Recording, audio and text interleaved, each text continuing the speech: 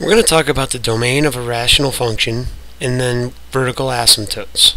So we have a rational function here. A rational function is anytime we have a polynomial over a polynomial. Now, what we need to be concerned about is the fact that we can possibly get a 0 in the denominator. So in looking at the domain, what we're going to do is we're going to take the denominator and set it equal to 0.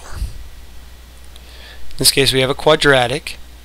So when we have quadratic equal to 0, we can see if it'll factor. If it doesn't, we can use the quadratic formula. In this case, it'll factor. This one factors into x plus 2 times x plus 3. So we can rewrite our function as x plus 2 over x plus 2 times x plus 3. And probably noticing, hey, we can cancel these x plus 2's. We can. We're not going to do it, but I am going to talk about the significance of those in a second. Now, these came from looking for the zeros.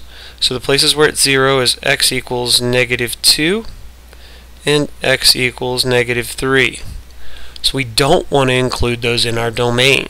So let's put lines through those. So we would write up our domain in interval notation as -∞ to -2, parenthesis because we don't want to include it, union -2 to, we should be going to -3 first.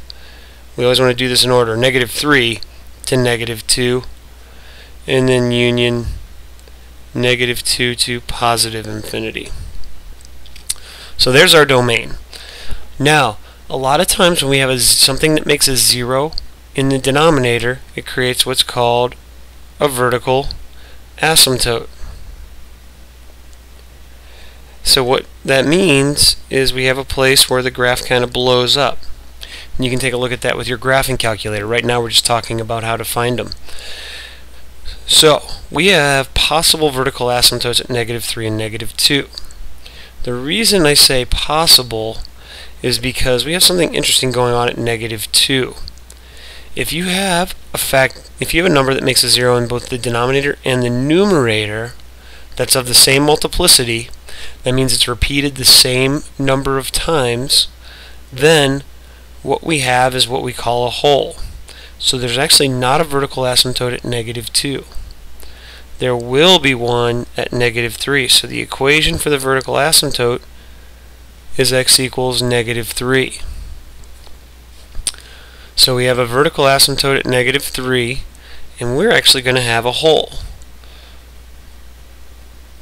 So we know it's at -2 for the x value.